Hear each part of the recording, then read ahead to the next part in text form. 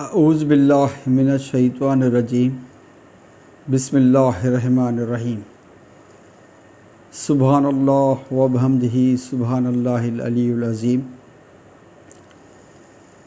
मानवारा दोस्तों, आऊँ मोहम्मद मुबीन Wassan, associate professor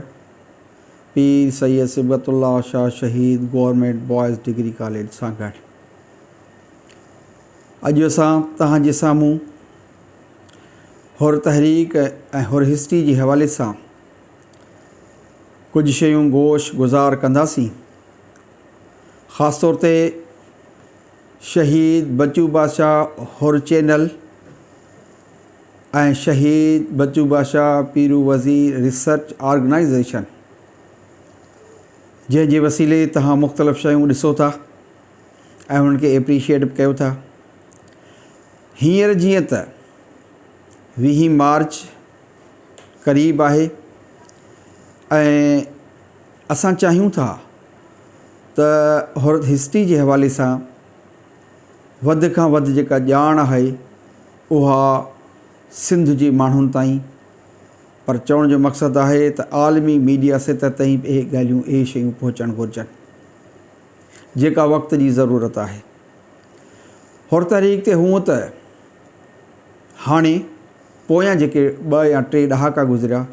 in में तमामु घणो कमु थियो आहे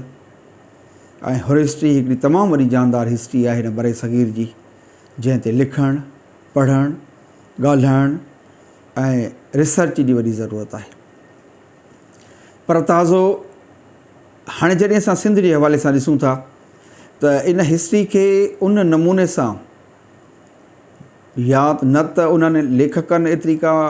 पंहिंजी जाइ ॾिनी पंहिंजी लिखणियुनि में या अंग्रेज़ दौर खां वठी जेके शयूं आहिनि त उन्हनि में तमामु वॾो हाल आहे जंहिंमें जेका हिस्ट्री पाण जंहिं जेका हुर तहरीक आहे उहा जेका अधु सदी ताईं मुहित आहे, जेका जंग हली आहे,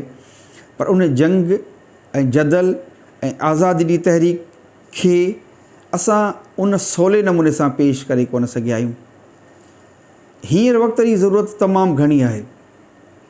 मीडिया असां सभिनी जे हथ में आहे।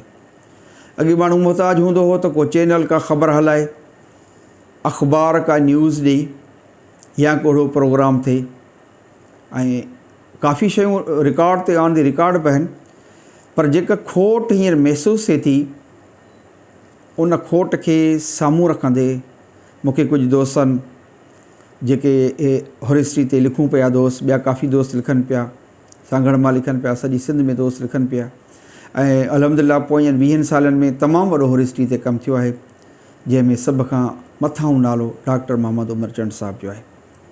पर जीअं त आऊं पंहिंजे मौज़ू खे थोरो मुख़्तसर कयां थो ऐं पंहिंजे मौज़ू ते अचां थो, उन में इहो आहे त हुर हिस्ट्री जे हवाले सां पंहिंजा जेके हुर गाज़ियुनि जा जेके किरदार आहिनि, शहीद सूर्यबास सां जेको किरदारु आहे, उन जेका केस आहिनि, उन जे हवाले सां जेको अंग्रेज़ सरकार जो रिकॉर्ड आहे, इहो त सॼो अंग्रेज़ सरकार बि महफ़ूज़ कयो आहे, पर ज़ाहिर आहे उन पंहिंजे तौर तरीक़े सां पंहिंजे हिकिड़ी नज़र सां लिखियो आहे। पर हींअर ख़ासि तौर ते मूंखे लुत्फ़ फ़क़ीर मंगरियो इहा ॻाल्हि मूंसां शेयर कई त यार पाण छो न हुर औरतुनि जे हवाले सां जेका कंट्रीब्यूशन रही आहे असां उनखे थोरो हाईलाइट कजे, छो त कंहिं बि तहरीकुनि में, जिन तहरीकुनि में तव्हां ॾिसो था उन्हनि में मर्द औरतूं ऐं माना चवण जो मक़सदु त इंतिहा ताईं पहुची करे जेके माण्हू क़ौमूं जेके विढ़नि थियूं पंहिंजी धरती लाइ, पंहिंजे दिफ़ा जे लाइ, पंहिंजे वतन जे लाइ, पंहिंजे इस्लाम जे लाइ, त हीअ जेका हुर तहरीक आहे इहा बि न बरे सग़ीर में तमामु अहमियत वारी हुई ऐं उन में ख़ासि तौर ते असां जॾहिं हुर नामवर औरतुनि जो ज़िक्र करियूं था त चाहींदासीं त कुझु इहे शयूं असांजे सामीन ताईं, असांजे नाज़रीन ताईं बि पहुचनि। हाणे हूअं त जनरली तौर ते हुर मंसूर जेके 1888 खां वठी 1896 ताईं जेका सांगड़ सरकार हुई, पोइ मंसूरनि जो पंहिंजो रोल प्ले हुयो, उनजो पंहिंजो हिकिड़ो जानदार किरदारु हुयो। पर असां ॾिसूं त उन में उन वक़्त में जेके ख़वातीन हुयूं, जेके औरतूं हुयूं, उन्हनि कीअं पंहिंजो पाण मल्हायो आहे। सभ खां पहिरीं त जेका ॻाल्हि कजे उहा आहे त जेके लोढ़ा, जेके तकलीफ़ूं, जेके अज़ाब जिते हुर मर्दनि सठा आहिनि, गाज़ियुनि सठा आहिनि, त उते उहे औरतूं, उहे ॿार, उहे मासूम, उहे मुढड़ा, उहे ॿार। चवण जो मक़सदु अंग्रेज़ सरकार जे ख़िलाफ़ु इस्लाम जी सरबुलंदी जे लाइ हिन ॾखिण एशिया में ऐं ख़ासि तौर ते सिंध में जेका पीराने पगारे जी जेका हिस्ट्री आहे, जेका तहरीक हली आहे, उन में हिननि माण्हुनि जो तमामु घणो कंट्रीब्यूशन रहियो आहे। त अहिड़े नमूने सां अंग्रेज़ सरकार इन्हनि ॿारनि खे, बचनि खे, ॿुढनि खे इन करे गिरफ़्तार कयो त उहे सभु इन तहरीक जो हिसो हुआ। उहा क़ौम, उहे माण्हू जिन मर्द मथे रथी पंहिंजो मुक़ाबिलो कयो आहे। सो हाणे चवण जो मक़सदु जेकॾहिं असां औरतुनि जे उन किरदारनि खे ॾिसूं था त असांखे जीअं त शहीद मंसूरनि जे हवाले सां बच्चू बादशाह पीरो वज़ीर जो नालो मिले थो। उन्हनि जी पंहिंजी जेका आहे सा पहलवानी, हिम्मत, जवानबंदगी, शहीद बच्चू बादशाह सूली ते चढ़ियो, सभु शयूं पंहिंजी पंहिंजी नज़र सां। पर उन वक़्तु ख़ासि तौर ते जेके औरतूं हुयूं, उन में आऊं हीअ ॿ सिटूं पढ़णु चाहींदुसि त हर दौर में दीन इस्लाम जी हुरमत ख़ातिर ऐं गॾोगॾु वतन अज़ीज़ पंहिंजे देश ऐं धरतीअ खे बचाइण ख़ातिर सूरियनि, मर्दनि, मंसूरनि सां गॾु ख़वातीन बि पंहिंजो अहम किरदारु अदा कयो आहे। करबला जी सरज़मीन खां वेंदे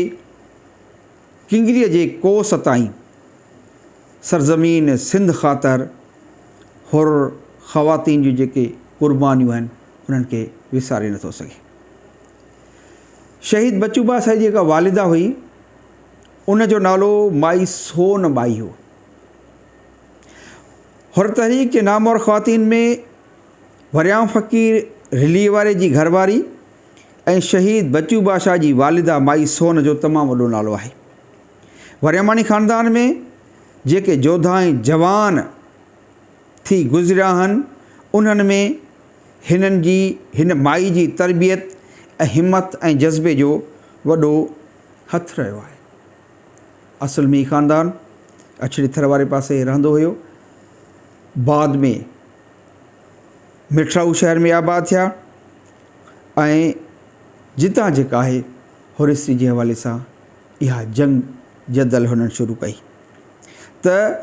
माई सोन बाई खे विसारे कोन थो सघिजे। उन माई सोन जो नालो हुर तहरीक में और मंसूर जन लाइ तमामु अहमियत जे हामिल आहे।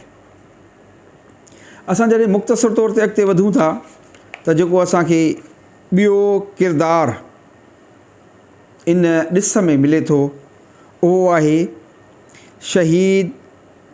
बच्चू बादशाह जी घरवारी माई सैदा जो। उनखे इहो शरफ़ हासिलु आहे त हू अंग्रेज़ सरकार ख़िलाफ़ु आज़ादी जी जंग विढ़ंदड़ जोधे जवान हुर मंसूर शहीद बच्चू बादशाह जी घरवारी, जॾहिं त शहीद सूर्य बादशाह जे हुर तहरीक जे दौर में पाण मञाईंदड़ सेंट्रल जेल हैदराबाद में सूली सींगारींदड़ शहीद वरियाम फ़क़ीर ख़ासकिल जी वालिदा हुजण जो उनखे शरफ़ हासिलु आहे। हिते इहा शइ गोश गुज़ार कबी त इन्हनि मंसूरनि जे दौर में इन्हनि औरतुनि जो जेको सब्र हो, पंहिंजे घोट शहीदनि जे मथां जेके हुननि जो जेको एहतराम हो, ख़ासि तौर ते इहा ॻाल्हि आऊं करणु चाहींदुसि त जॾहिं बच्चू बादशाह खे अंग्रेज़ सरकार सांगड़ जे मुख्य चौंक ते बच्चू बादशाह ऐं उन जे साथी खे शहीद कयो त उन जे लाश खे 3 ॾींहंनि ताईं माना चौंक ते टंगियो वियो। अस्तग़फिरुल्लाह। पर ही जेके माण्हू हुआ, ही हिमत वारे बहादुर जेके माण्हू हुआ, उन्हनि जी जुरत खे सलाम थो कजे त जिन हिमत सां, मर्दानगी सां उन अंग्रेज़ सरकार जो मुक़ाबिलो कयो ऐं इन्हनि शयुनि खे सम्झो ऐं सहप सां बर्दाश्त कयो हुननि। इन खां अॻिते हुर मंसूरनि जे इन दौर में ॾॾर वारी जेका मस्जिद आहे, उन ॾॾर वारी मस्जिद में, मस्जिद जे भर में जेको सांग वहंदो हो, उन सांग में अंग्रेज़ सरकार जो जेको अमलदार हो ल्यूकस, उन ल्यूकस जॾहिं मक्खीअ जे मथां वार कया त उते उन्हनि औरतुनि खे विसारे कोन थो सघिजे, जेके बीबियूं सॻोरियूं पंहिंजी इज़त बचाइण ख़ातिर पंहिंजे वरनि मथां, नंगनि मथां क़ुर्बान थियूं ऐं उन्हनि उन ॾॾर वारे सांग में पंहिंजो जेको आहे सो जान उन सांग जे हवाले करे छॾी ऐं उहे मायूं उन में उन सांग ऐं पाणी जे नज़र थी वियूं, जंहिंमें हू शहीद थी वियूं। पर चवण जो मक़सदु उन्हनि औरतुनि खे बि शाबस आहे जिन पंहिंजे हक़ ऐं सच जे लाइ, पंहिंजे वतन जे लाइ, पंहिंजी धरती जे लाइ, पंहिंजी मक्खीअ जे लाइ, पंहिंजे बहिराणे जे लाइ पंहिंजी इज़त बि बचाई, अलाह हुन जी इज़त बि बचाई ऐं शहीदनि में पंहिंजो नालो ॻणायो। उन ख़ानदान में सैयद अब्दुल गफ़ूर शाह शिराज़ी ऐं उन जा जेके मिट माइट हुआ, उन्हनि जे ख़ानदान जूं सैयदज़ादियूं हुयूं जिन अंग्रेज़ सरकार जे ल्यूकस ऑफिसर जे उन मुहिम ऐं उन जंग, उन जदल ऐं उन जेके हिरासमेंट खां बचण जे लाइ पाण जेको आहे सो पंहिंजो जान जो नज़रानो ॾेई छॾियो। इहा ॻाल्हि भिड़ीअ जो जेको सैयद बुज़ुर्ग हुयो साईं राहिब शाह, उहो ॻाल्हि कंदो हुयो जेको 110 सालनि जी उमिरि में विसाल करे वियो। चवण जो मक़सदु त हुर हिस्ट्री में इन हुर औरतुनि पंहिंजे पीड़ा, पंहिंजे ईज़ा, इहे सभु शयूं उन्हनि बर्दाश्त कयूं आहिनि, पर अंग्रेज़ सरकार जी कान कढी आहे। आहिस्ते आहिस्ते इन्हनि शयुनि खे, इन्हनि किरदारनि खे थोरो निर्वार करण जी कोशिशि कजे थी। अॻिते हली पाण ॾिसूं था त शहीद अल मंसूर, ख़ासि तौर ते शहीद पीर बख़्श वसाण, जंहिंजी भेण जो नालो माई फ़ातिमा, जंहिंखे उर्फ़ आम में माई फ़ापी बि सॾियो वेंदो हुयो।